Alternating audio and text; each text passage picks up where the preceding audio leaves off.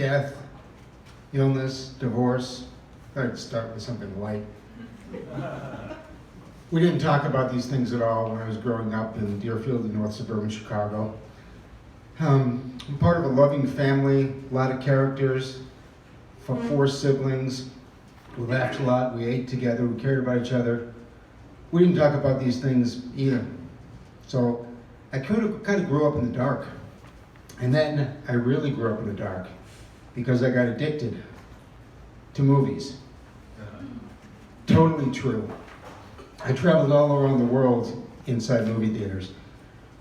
On a couple of occasions, I had a 7-hour trip where I went from New York to Hollywood, to Las Vegas, to Miami Beach, to Cuba, and then, of course, to Sicily and back. Godfather and Godfather 2.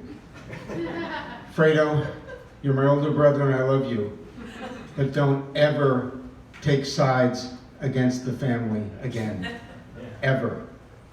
One time, I watched 5 movies in a day with my twin brother in my Uncle Ken's attic. He had 16mm movies, classics like Citizen Kane and Graduate and thankfully Duck Soup. Another time, my twin brother Rob and I and my friend Rich, we got really stoned and saw Apocalypse Now. And the scene when the helicopters are coming towards us, we ducked under our seats. Well, at the end of that scene, I turned to Rich, I said, I think we're okay, let's sit down. I was the movie critic for my high school newspaper. Not quite as glamorous a position as the quarterback for the football team, but I loved it. I read everything I could about movies, especially by Pauline Kael in The New Yorker, who was my sage, my friend, my enemy, the voice inside my head, somebody I argued with. Even the titles of her books, Hooked, Going Steady, Reeling When the Lights Go Down. So when I got to college at the University of Illinois, my suburban background and passion for movies had prepared me very little for that little thing they call life. Meeting girls, sex, relationships, breakups, making friends, trying to figure out what I wanted to do with my life. And then, even more profoundly, a year later, I suffered from real serious depression. And I didn't know what happened. I didn't know what to do about it. Eventually, I somehow talked myself into a study abroad program in England. I got in. I had a thick beard by that time, hiding behind it. I was very intense, dreamy, impressionable, and as Shakespeare said about youth, I was in my salad days, green in judgment. So, went to England and had a great semester there, and I went traveling with a friend of mine from school who was from Germany, and we went to his parents' place in a small town in Germany, ate and drank all week. I didn't know what the hell they were talking about. And then I kind of had a rite of passage moment, probably influenced by the movies and all the myth I'd invested in them. I decided it was time to take a trip by myself for a couple of days before I met some college friends in France. So I got on a train and went to Munich. I wanted to visit the concentration camp memorial at Dachau. And I'm Jewish, not very religious at all, but I wanted to bear witness. So I got there and Munich was very exciting to me. I went to a beer hall and walked around, ate, slept in a Y for a night, and I took the train to Dachau and a tour.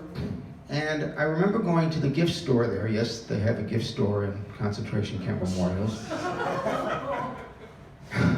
And there was a young woman, an American woman, another college student, and I was talking to her, and I bought this book that was very, very intense and had all kinds of images from the concentration camps in the war. And she just looked at me like, haven't you seen enough today?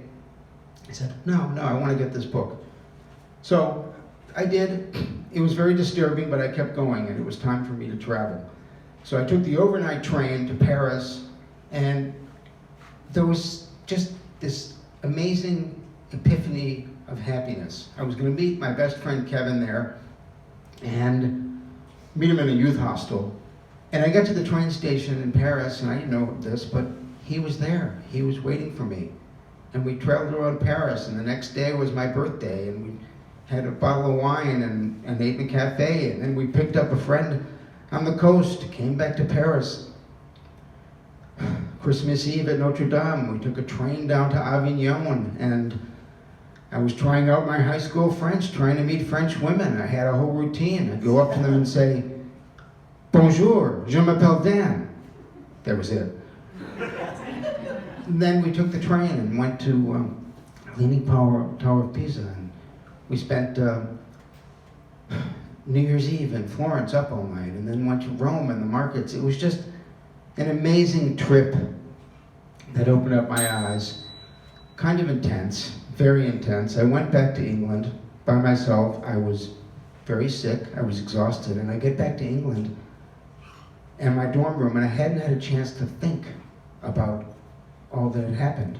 And I unpacked my backpack and I take out this book from Dachau and I read it. And I go to sleep.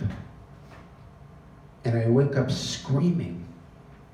And I'm like so far away from the world I grew up in and the movies I had seen. But I had reached a point in kind of my growing up path of I feel more alive than I've ever felt before, but also more vulnerable.